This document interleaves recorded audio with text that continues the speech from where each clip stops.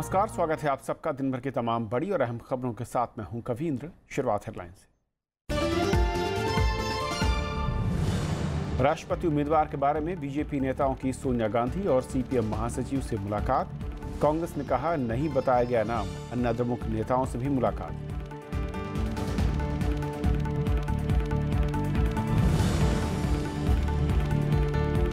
कई राज्यों में दिखा किसानों के चक्का जाम का असर। मंदसौर से चंपारण तक पदयात्रा का ऐलान। कर्ज माफी और वाजिब कीमत की मांग।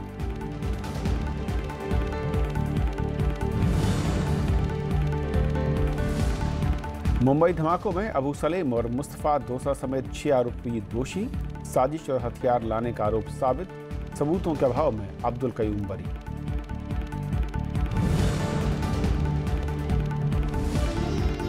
दार्जिलिंग में जल्द बहाल हो सकती है स्थिति सामान्य। कोलकाता हाईकोर्ट का राज्य सरकार को निर्देश। बंद के बीच हिंसा, मुसीबत में पर्यटक।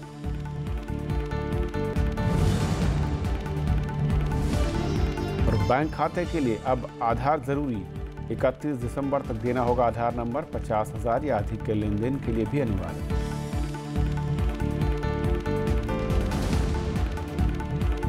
और आइए देखते हैं पहली खबर।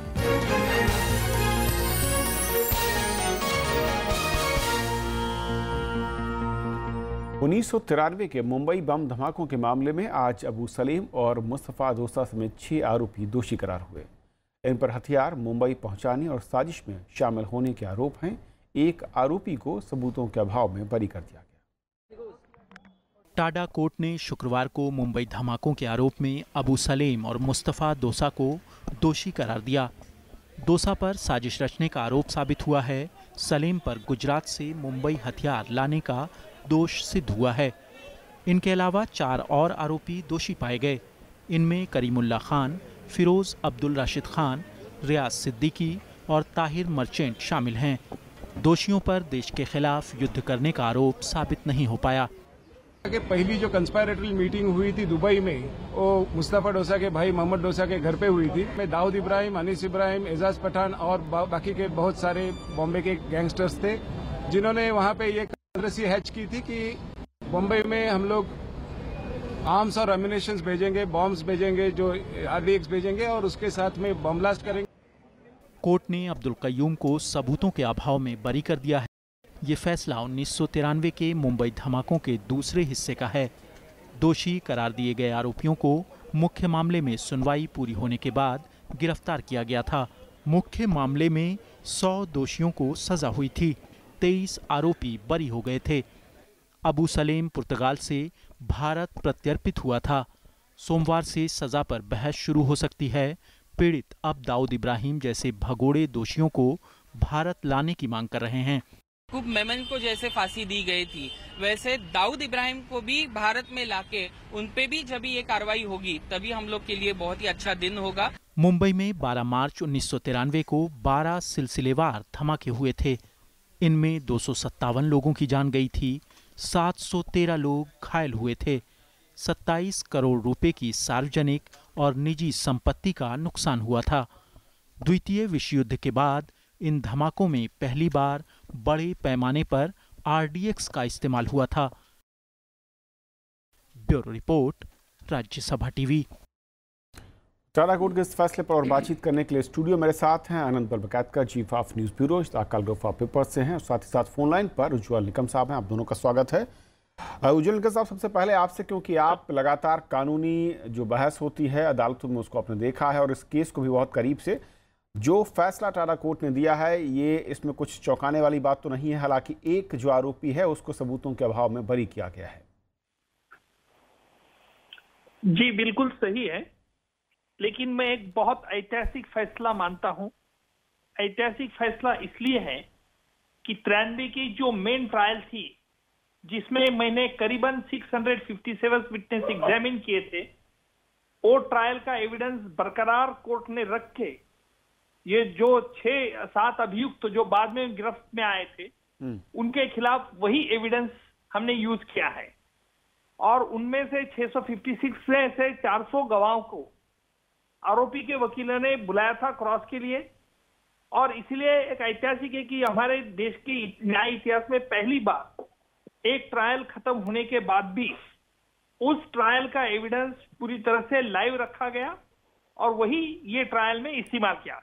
इसका नतीजा ये होगा कि जो इस केस में अभी तक जो फरार आरोपी है, दाऊद इब्राहिम, टाइगर मेमन हो, मोहम्मद डोसा हो, जब भी कभी वो कानून की गिरफ्त में आते हैं तभी उनका यही हश होगा।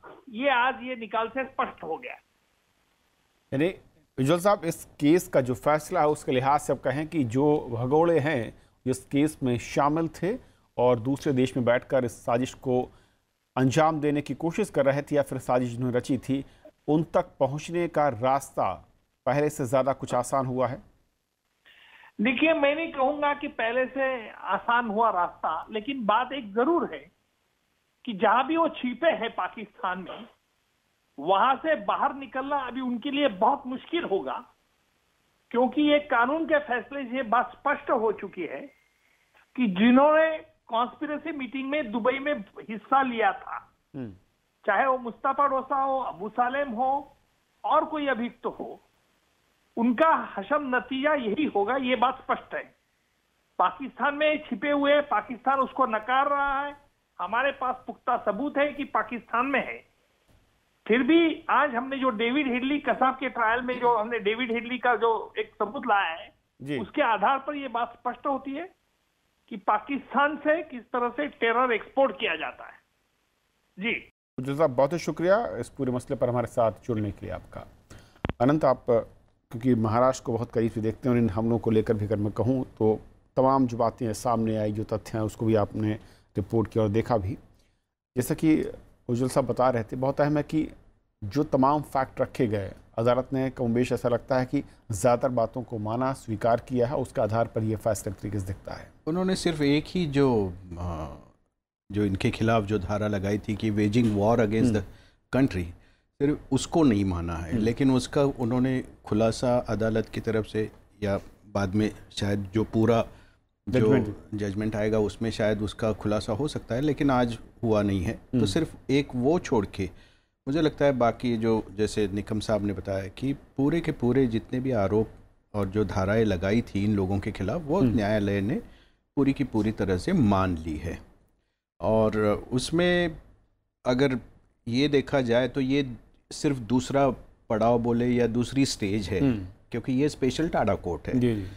और ये टाडा कोर्ट से इन लोगों के बारे में ये फैसला आज आया है। उसका क्वांटम जो है वो भी अभी तय नहीं है। वो तो सोमवार से या कल से शायद उसके ऊपर सुनवाई शुरू होगी और फिर ये 6 लोग, एक को तो छोड़ दिया है, एक उसके बारे में फिर सुनवाई शुरू हो जाएगी। लेकिन 24 साल के बाद ये निर्णय आ रहा है। कहीं ना कहीं ये है कि जिसको हम कहते हैं कि जस्टिस डिलेड जस्टिस डिनाइड, क्योंकि आज बहुत सारे लोग जो उस वक्त 93 के उसमें से पता नहीं कितने लोग हैं नहीं हैं, तो ये जो हमारी जो न्याय व्यवस्था है और जिस तरह से एक विलम्ब होता है एक, तो उससे लगता नहीं है जो ग्रीवेंस है जिस पार्टी को, उनको भी लगता नहीं है कि न्याय मिला है। तो इसलिए लगता है कि जहां आपके सामने ऐसे गंभीर आरोप है और आरोपी है और जिनके बारे में किसी को शक नहीं, अब दाऊद इब्राहिम ने ये सब कांड किया है और जिस तरह से वो भाग गए हैं पाकिस्तान, उसके बारे में निश्चित ही लोगों को ऐसा लगता है, आम आदमी को, वो चाहे इतनी न्यायिक प्रक्रिया और ये सब इतना समझदार नहीं हो, लेकिन एक भावना होती है कि भाई अब इसके लिए और सबूत की जरूरत क्या है कि वो भाग के वहाँ जाके छिप गया है, तो उसके खिलाफ या उसको लाने के बारे में हम कुछ क्यों नहीं करते। तो इसलिए ज़्यादा अगर जितना देर हो जाती है तो उस भले आप इनको कुछ भी सज़ा दे दो, तो पब्लिक के मन में, लोगों के मन में वो बात रहती है इस फैसले के साथ। या अब जैसे अबू सालेम को तो आप फांसी नहीं दे सकते, भले वो आर्म्स और एम्यूनेशन और ये सारी चीज़ें जो सप्लाई का काम था वो उसने किया है। अब पुर्तगाल से उसको एक्सट्रेडिट किया है और जो हमने उस वक्त जो एग्रीमेंट हुआ है कि उसमें उसको आप फांसी नहीं दे सकते, तो वैसे भी एक तरह से पता नहीं इसको क्या कहे, हम न्याय कहे या ना कहे। और दूसरा ये कि जिन क्योंकि ये सिर्फ और सिर्फ जो 6 अभी तक जिन पर आरोप सिद्ध हुए हैं, जी, बाकी जो साजिश जिन्होंने रची हाँ, और दूर बैठे हुए हैं, आप क्या एक फिर लंबा प्रोसेस शुरू होगा, फिर कार्रवाई होगी, इंतजार होगा? नहीं, ये इसीलिए मैंने कहा ना, ये तो सिर्फ दूसरी स्टेज है। अब टाडा कोर्ट के बाद भी आप ऊपर वाले कोर्ट में तो जा ही सकते हैं। हाई कोर्ट है, सुप्रीम कोर्ट, भले उसमें निर्णय कुछ हो, लेकिन एक प्रक्रिया तो है। और जैसे कसाब को भी हमने पूरी तरह से, यानी ये इंडियन सिस्टम की भी एक ये ब्यूटी है कि कसाब जैसे एक को कि जिसको रंगे हाथ पकड़ा गया था, उसको भी हमने वकील दिए, उसको भी अपना बचाव करने की पूरी तरह से उसको एक मौका दिया हमने, और उसके बाद ही उसको फांसी दी है।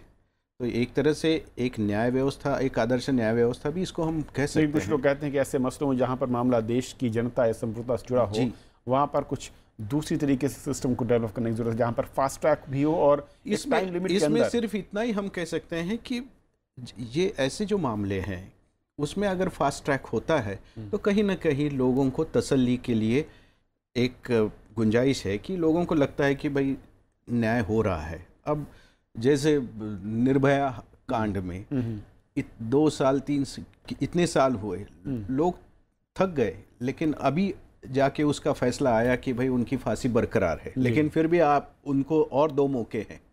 तो एक तरह से न्याय व्यवस्था की एक अच्छी एक व्यवस्था भी है, लेकिन दूसरी तरफ से देखा जाए तो जो विलंब होता है उससे लोगों को परेशानी काफ़ी है। तो उसके बारे में अगर कोई फास्ट ट्रैक इस चीज़ में अगर कुछ हो जाता है तो मुझे लगता है कि लोगों के मन में न्याय के प्रति एक और आदर की भावना प्रस्थापित हो सकती है। अनंत, बहुत बहुत शुक्रिया आपका इस पूरे मसले पर हमारे साथ जुड़ने के लिए। धन्यवाद। और ये थी पहली खबर, छोटा सा ब्रेक, और ब्रेक के उस पार दिन भर की दूसरी बड़ी खबर।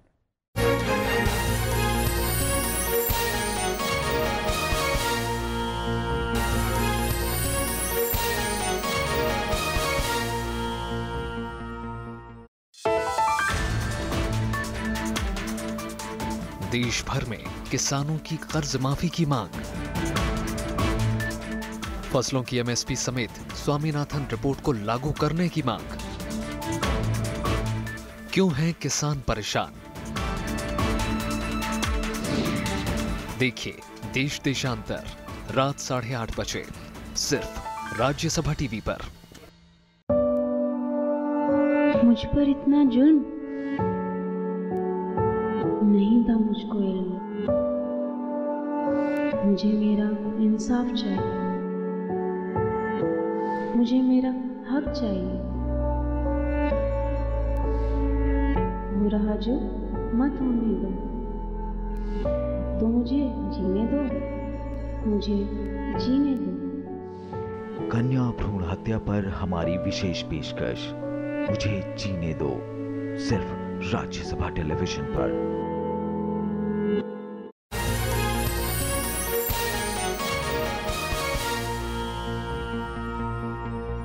राष्ट्रपति चुनाव के लिए आम सहमति बनाने के मकसद से आज गृहमंत्री राजनाथ सिंह और सूचना प्रसारण मंत्री वेंकैया नायडू ने कांग्रेस अध्यक्ष सोनिया गांधी से मुलाकात की। बीजेपी के दोनों नेताओं ने सीपीएम महासचिव सीताराम येचुरी से भी चर्चा की। विपक्षी दलों ने कहा है कि बैठक में बीजेपी ने किसी भी उम्मीदवार का नाम जाहिर नहीं किया और ऐसे में सहमति का सवाल नहीं उठता। राष्ट्रपति उम्मीदवार के लिए आम सहमति बनाने के मद्देनजर सत्ताधारी बीजेपी ने विपक्षी दलों के नेताओं से मुलाकात की। गृह मंत्री राजनाथ सिंह और सूचना प्रसारण मंत्री एम वेंकैया नायडू कांग्रेस अध्यक्ष सोनिया गांधी से मिलने उनके आवास पहुंचे। बैठक में कांग्रेस नेता गुलाम नबी आजाद और मल्लिकार्जुन खड़गे भी मौजूद थे।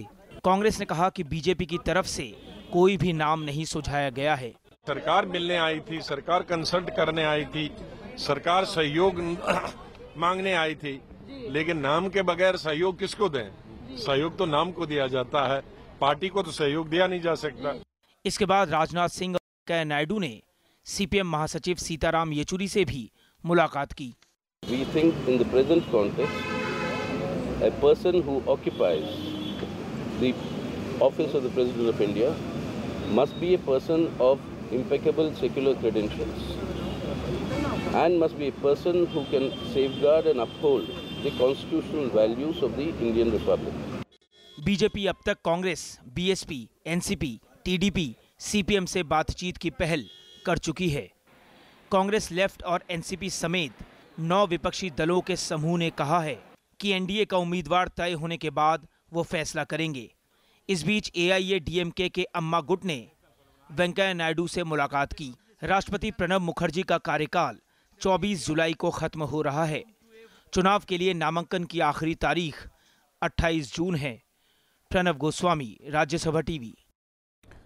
मंदसौर की घटना के खिलाफ आज किसानों का गुस्सा देश भर में दिखाई दिया। कई राज्यों में 3 घंटे तक राष्ट्रीय राजमार्गों पर गाड़ियों की आवाजाही ठप कर दी गई।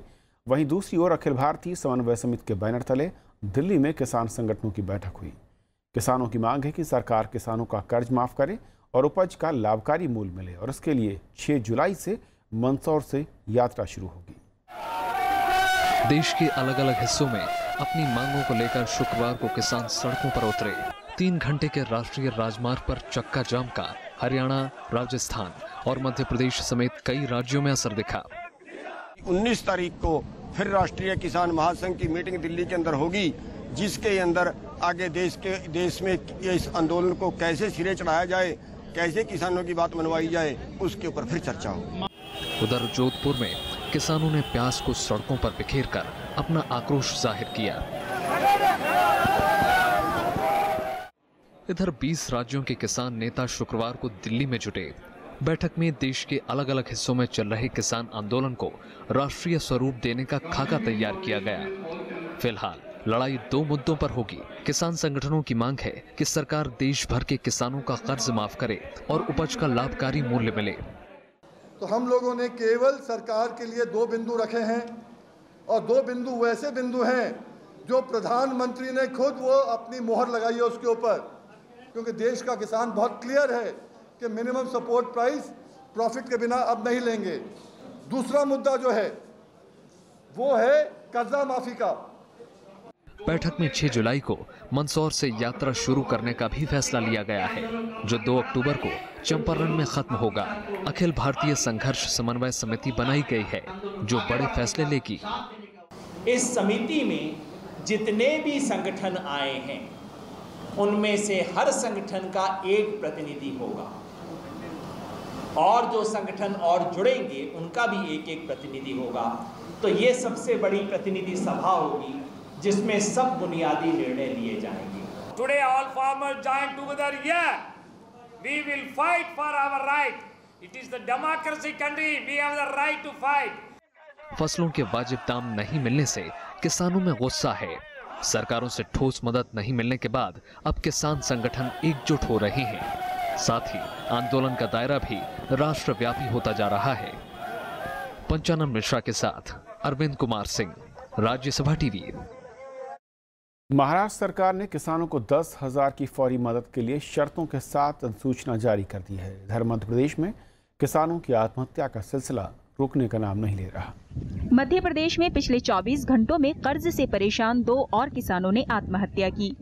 शिवपुरी जिले का गांव में किसान कल्ला केवट ने फांसी लगाकर जान दे दी। परिजनों का कहना है कि उसने कुछ लोगों से कर्जा लिया था। बुधवार को होशंगाबाद में एक किसान ने खुदकुशी कर ली थी। इसके चलते मध्य प्रदेश में पिछले 9 दिनों में आत्महत्या करने वाले किसानों की संख्या बढ़कर 9 हो गई है। भोपाल में मंदसौर फायरिंग को लेकर कांग्रेस नेता ज्योतिरादित्य सिंधिया का 72 घंटे का सत्याग्रह खत्म हो गया। उन्होंने कहा कि कांग्रेस का आंदोलन किसानों को न्याय मिलने तक जारी रहेगा। देश भर में आंदोलन कर रहे किसानों का कहना है कि आज भी आजादी के 7 दशक बाद भी कई किसान भूखे सोते हैं, तो किसी को वो दवा खानी पड़ती है जिसके बाद नींद नहीं, केवल मौत आती है। इस बीच महाराष्ट्र सरकार की अधिसूचना में कहा गया है कि खरीफ की फसल की बुआई के लिए 10,000 की तुरंत मदद केवल उन किसानों को मिलेगी जो पूरी तरह कृषि पर निर्भर हैं और उनकी आय का दूसरा जरिया नहीं है। Bureau report, Rajya Sabha TV. केंद्रीय गृह मंत्रालय ने कहा कि राजस्थान सरकार को कथित गौरक्षकों के खिलाफ कार्रवाई करनी चाहिए। मंत्रालय ने कहा है कि कुछ महीने पहले सरकार की ओर से जारी दिशा निर्देशों के मुताबिक ये कार्रवाई होनी चाहिए। कुछ दिन पहले तमिलनाडु सरकार की ओर से खरीदे गए गाय और बछड़ों पर बाड़मेर में कथित गौरक्षकों ने हमला किया था। मंत्रालय ने इसी घटना के बारे में कार्रवाई की बात कही है। गृह मंत्रालय ने कहा कि कानून हाथ में लेने वाले लोगों को बख्शा नहीं जाना चाहिए। अलग गोरखालैंड के लिए हो रहे आंदोलन के बाद पश्चिम बंगाल सरकार के लिए संकट गहराता जा रहा है। कोलकाता उच्च न्यायालय ने पश्चिम बंगाल सरकार से कहा है कि वो दार्जिलिंग में जल्द से जल्द हालात सामान्य करे। वहां जारी आंदोलन के बीच दार्जिलिंग में अभी कई पर्यटक फंसे हुए हैं। दार्जिलिंग में बेमियादी बंद के 5वें दिन भी जगह जगह ऐसी तस्वीरें देखने को मिली। छुट्टी मनाने आए पर्यटकों का अब हाल बुरा है। ना तो वहां उन्हें जरूरत के सामान मिल रहे हैं और ना ही शहर से निकलने का कोई साधन। कल शाम में 4 बजे से इंतजार करें, 6 बजे तक नहीं मिला गाड़ी। अभी 3 बजे से बढ़ा हुआ है हम लोग और पेट में चूहा कूद रहा है, खाने के लिए कुछ भी नहीं है। 7 बजे से वेट कर रहे हैं, अभी तो कोई बस नहीं आया। अभी एक बस आई है, ड्राइवर कह रहा है कि पुलिस की कस्टडी में है, अगर वो कहेंगे तो छोड़ देंगे। ज्यादातर होटल खाली पड़े हैं और दुकानें बंद। पुलिस और सुरक्षाकर्मी पर्यटकों को सुरक्षित निकालने के काम में जुटे हैं, लेकिन पर्यटकों का मानना है कि इस काम में घंटों लगाए जा रहे हैं।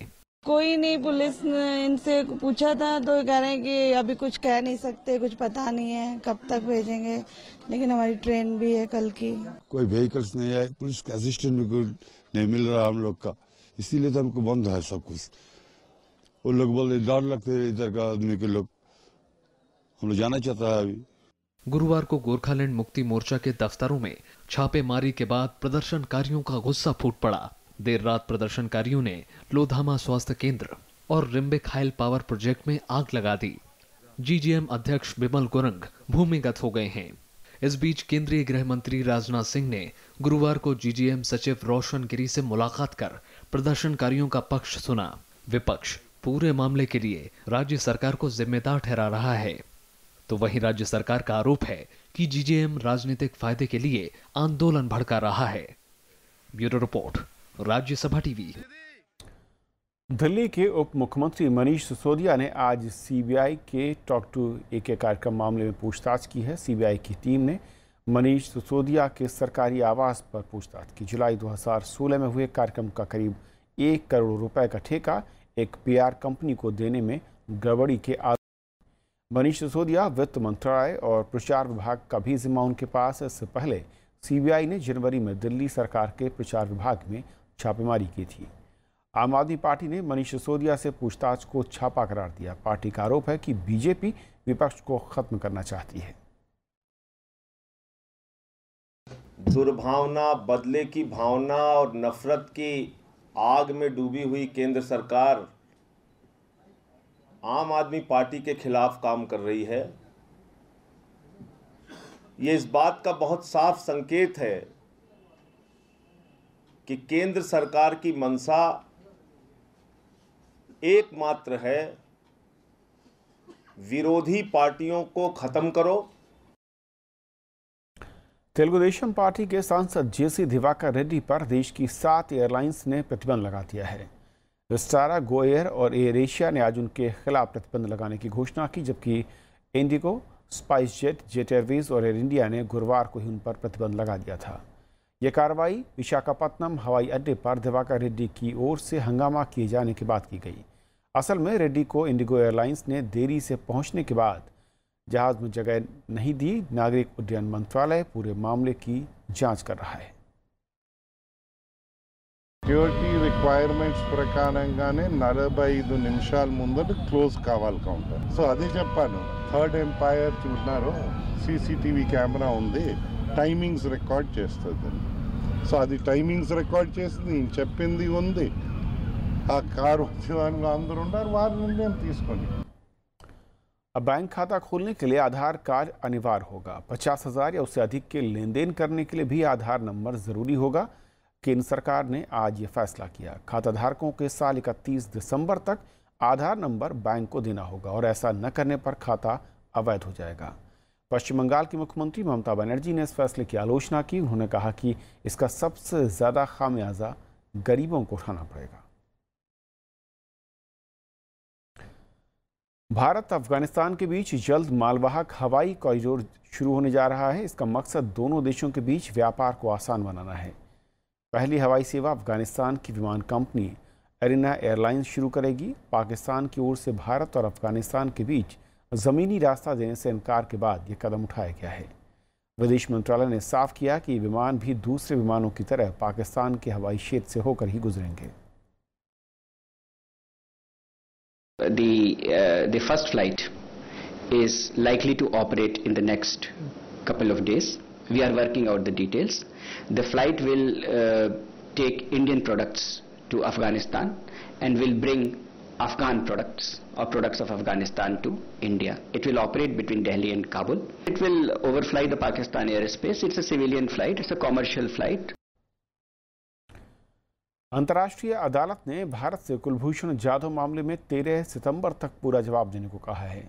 विदेश मंत्रालय ने कहा कि इसी तरह पाकिस्तान को 13 दिसंबर तक अपना पक्ष रखना है। 18 मई को सुनवाई के दौरान आईसीजे ने पाकिस्तान को जाधव को फांसी देने से रोक दिया था। भारतीय नौसेना के पूर्व अधिकारी कुलभूषण जाधव को पाकिस्तान की सैन्य अदालत ने फांसी की सजा सुनाई थी।